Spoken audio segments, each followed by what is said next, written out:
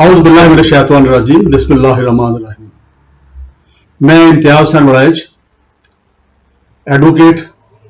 And political analyst आपसे मुखातिब हूँ। तोशाखाना केस जो कि इमरान खान साहब के खिलाफ पेंडिंग है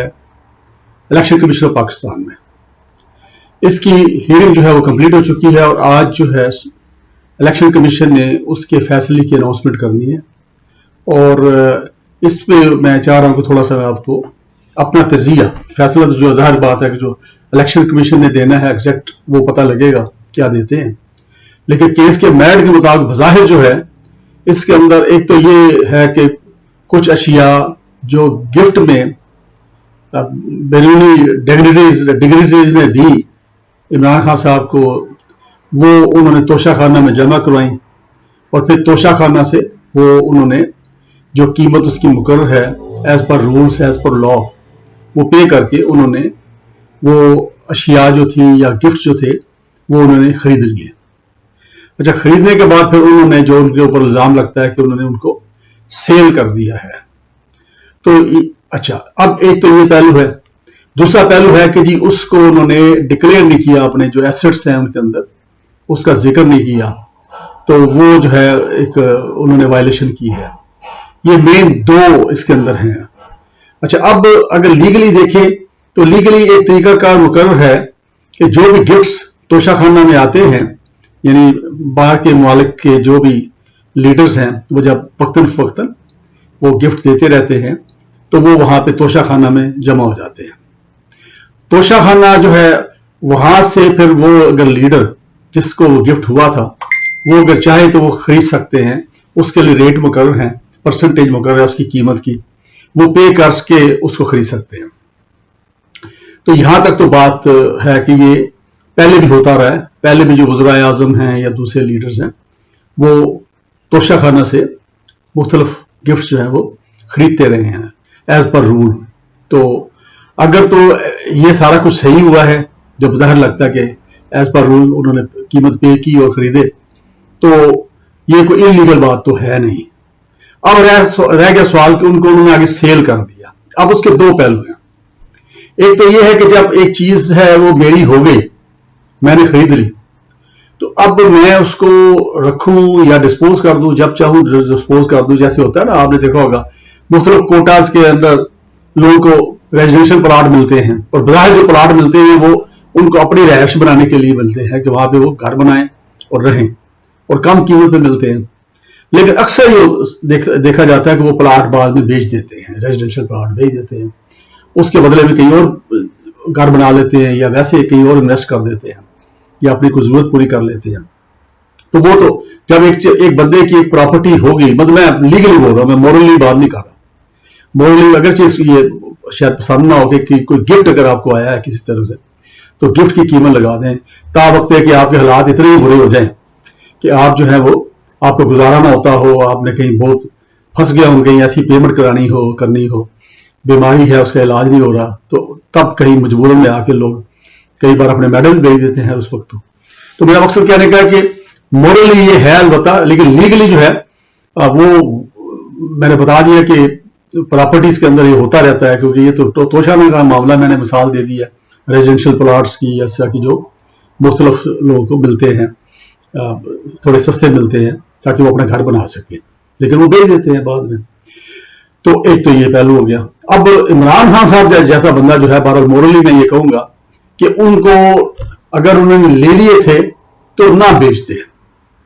क्योंकि जिस तरह उनका एक कद है हमारी सियासत के अंदर, एक बड़ी जमात के वो सरबराह हैं, लोग उनको बड़ा आइडियल समझते हैं। ग्राफ जो पॉपुलरिटी का, ये जो रिसेंट इलेक्शन हुए हैं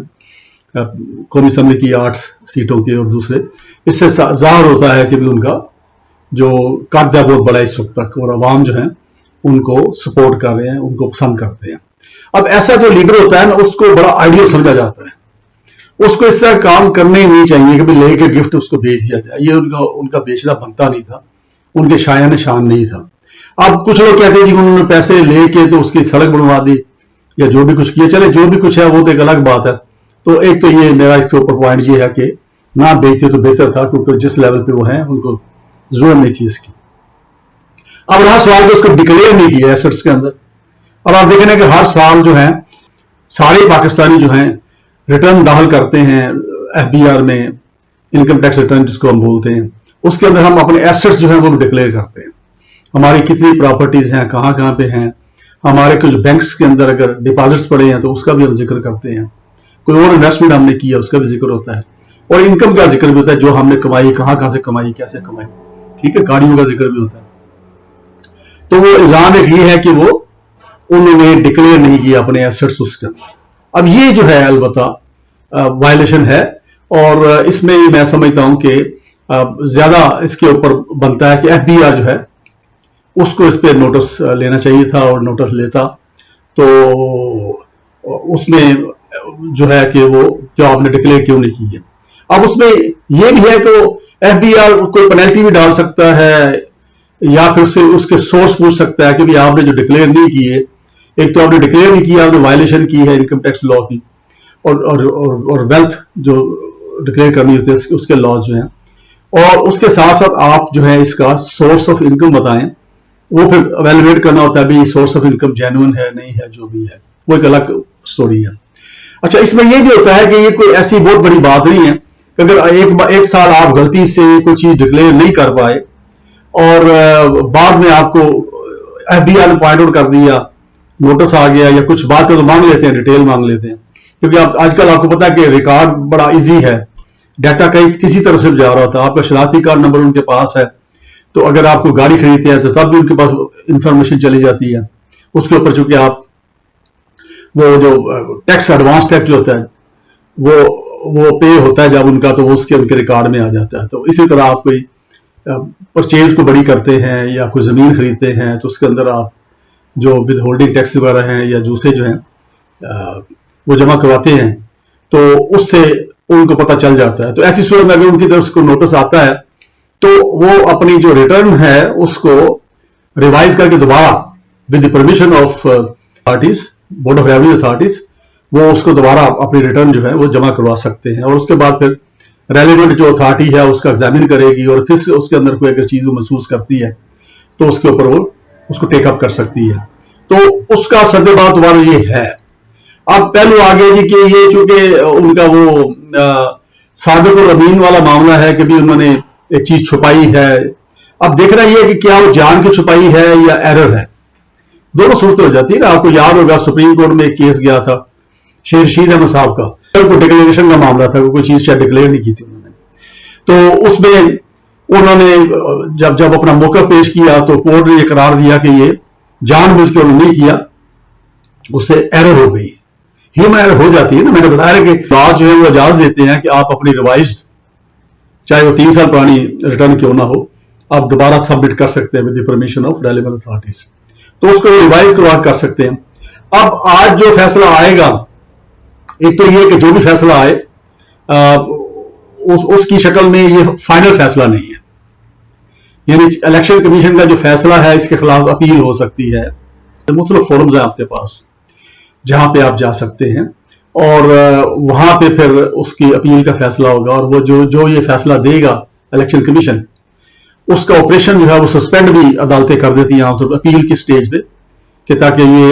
एडवर्सली इफेक्ट ना करे उस शख्स को जिसके खिलाफ फैसला आया, तब तावक्त अपील का फैसला हो जाए। अपील में कई बार रिवर्स फैसले हो जाते हैं, जैसे आपके सामने ही है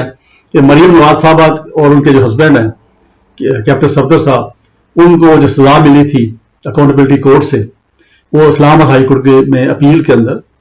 वो सजा जो है वो कालदम हो गई है और वो बरी हो गए हैं। तो अपील जो है, एक अपील जो पहली अपील होती है, जो राइट होता है एक किसी भी पार्टी का, उसके फैसले तक, वो फैसला जो ट्रायल कोर्ट ने किया होता है या ट्रायल अथॉरिटी ने किया होता है, उसको हम वकील लोग फाइनल नहीं समझते, और आमतौर पर ये होता है, जनरली ये होता है कि जब भी अपील में जाते हैं तो वो जो ऑपरेशन ऑफ जजमेंट है, जो फैसला आया होता है, उसको वो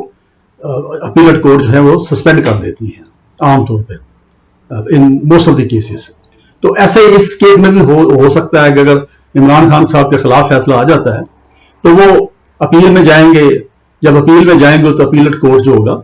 वो उसका ऑपरेशन सस्पेंड कर देंगे, और उसके बाद फिर उसकी हियरिंग करेंगे और फिर देखेंगे, उसको एग्जामिन करेंगे, तो फिर जो अपील में میرٹ پہ جو بھی فیصلہ ہوگا وہ جو اپیلٹ کورٹ ہے وہ فیصلہ کر دے گی. میں آپ سے اجازت چاہتا ہوں. مجھے اپنی دعا میں یاد رکھیے. بہت شکریہ. السلام علیکم.